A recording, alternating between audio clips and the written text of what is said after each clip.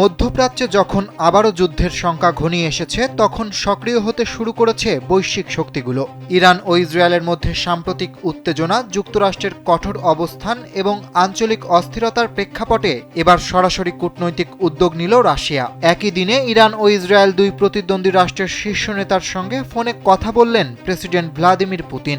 শুক্রবার ইসরায়েলের প্রধানমন্ত্রী বেনিয়ামিন নেতানিয়াহু এবং ইরানের প্রেসিডেন্ট মাসুদ পেজেশকিয়ানের সঙ্গে পৃথকভাবে টেলিফোনে কথা বলেছেন তিনি। এ সময় মধ্যপ্রাচ্যে সম্ভাব্য সামরিক সংঘাতের আশঙ্কার মধ্যে উত্তেজনা কমাতে মধ্যস্থতার প্রস্তাব দেন পুতিন। ক্রেমলিনের বরাতে এ তথ্য জানিয়েছে বার্তা সংস্থা এএফপি।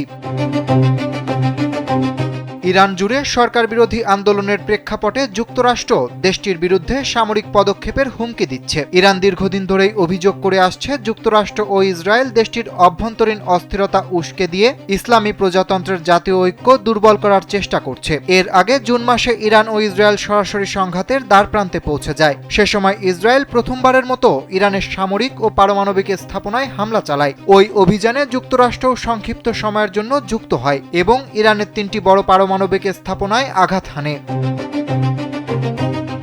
ক্রেমলিনের মুখপাত্র দিমিত্রি পেসকভ বলেন, এ অঞ্চলে পরিস্থিতি অত্যন্ত সংকটাপন্ন এবং প্রেসিডেন্ট পুতিন উত্তেজনা হ্রাসে মধ্যস্থতার প্রচেষ্টা চালিয়ে যাচ্ছেন। পেজেশকিয়ানের সঙ্গে ফোনে কথা বলার সময় পুতিন দুই দেশের মধ্যে কৌশলগত অংশীদারিত্ব আরও শক্তিশালী করার প্রতিশ্রুতি দেন বলে ক্রেমলিন জানিয়েছে। অন্যদিকে ইরানের প্রেসিডেন্টের দপ্তর জানিয়েছে পেজেশকিয়ান রাশিয়ার জন্য জাতিসংঘে ইরানের সমর্থনের প্রশংসা করেছেন।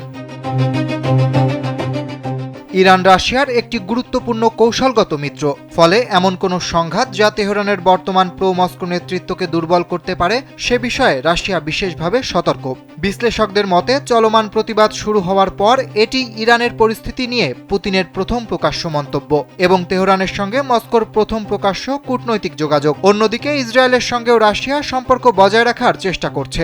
যদিও 2023 সালের 7 অক্টোবরের পর গাজায় ইসরায়েলের সামরিক অভিযানের সমালোচনা করায় এই সম্পর্ক কিছুটা জটিল হয়ে উঠেছে।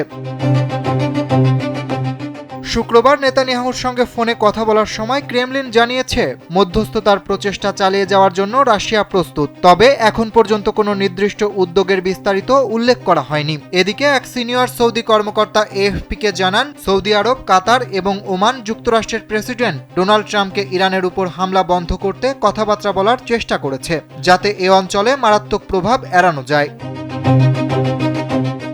অরিত্র বাসু, কালবেলা।